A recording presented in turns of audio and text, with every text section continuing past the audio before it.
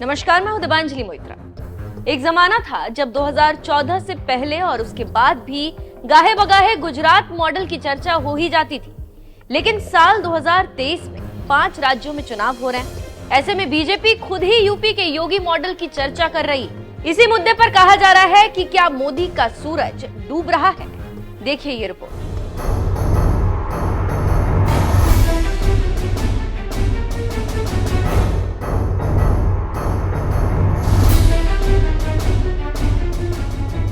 गुजरात में मुसलमानों की आबादी करीब 10%, लेकिन वहां मोदी ने मुख्यमंत्री रहते हुए बीजेपी से किसी मुसलमान को टिकट नहीं दिया।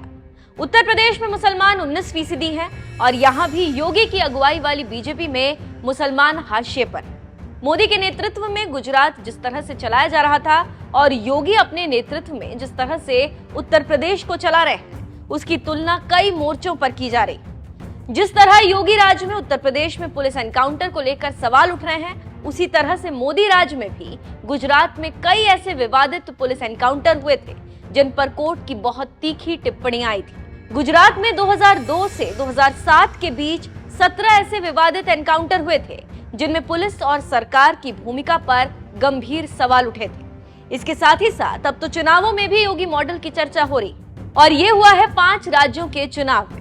ऐसे में सवाल उठ रहे हैं कि क्या मोदी का सूरज डूब रहा है और योगी का सूरज उग रहा है। ये हम नहीं, खुद बीजेपी प्रचार करते समय कह रही।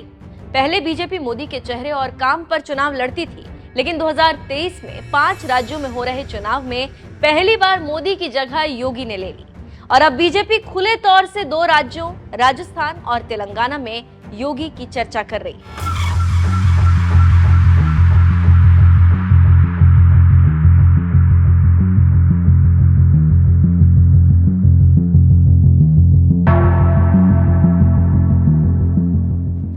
मध्य प्रदेश, छत्तीसगढ़ और मिजोरम में वोट पड़ चुके हैं। अब राजस्थान और तेलंगाना में वोटिंग बाकी रह गई।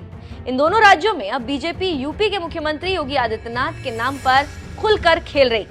गुरुवार को राजस्थान बीजेपी का घोषणा पत्र देखकर तो ऐसा ही लगता है कि राजस्थान बीजेपी अब योगी शरणम गच्छामि की मुद्रा में। दूसरी ओर तेलंगाना में भी केंद्रीय मंत्री जी किशन रेड्डी ने राज्य में सरकार बनने पर कानून व्यवस्था में सुधार के लिए यूपी की बुलडोजर सरकार बनाने का वादा किया। रेड्डी का संदेश साफ है कि तेलंगाना बीजेपी अब यूपी मॉडल के नाम वोट चाहती। राजस्थान में चुनाव पीएम मोदी के चेहरे पर लड़ा जा रहा है, पर पार्टी की रणनीति यूपी मॉडल। राजस्थान के चुनावी घोषणा पत्र में एंटी रोमियो स्क्वाड बनाने की बात हो या सांसद योगी बालकनाथ को विधानसभा चुनाव लड़ाकर मुख्यमंत्री बनाने की चर्चा, लगता है कि राजस्थान विधानसभा चुनाव योगीमय हो गया। वहीं केंद्रीय मंत्री जी किशन रेड्डी ने बुधवार को कहा कि अगर तेलंगाना में बीजेपी की सरकार बनती है तो अपराधियों के खिलाफ सख्त कार्रवाई की जाएगी। उत्तर प्रदेश की बुलडोजर सरकार की चर्चा करते हुए किशन रेड्डी ने कहा कि तेलंगाना में अपराध को खत्म करने के लिए बीजेपी सरकार यूपी मॉडल को लागू करेगी। उन्होंने ये भी कहा कि राज्य में गरीब मुसलमानों की जमीनों पर अवैध व्यवसायिक कॉम्प्लेक्स और मैरिज हॉल बनाए गए।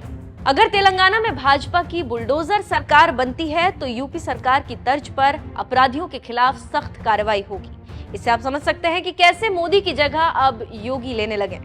इसी से कहा जा रहा है कि अब मोदी का समय खत्म हो रहा है और योगी का समय शुरू होने वाला।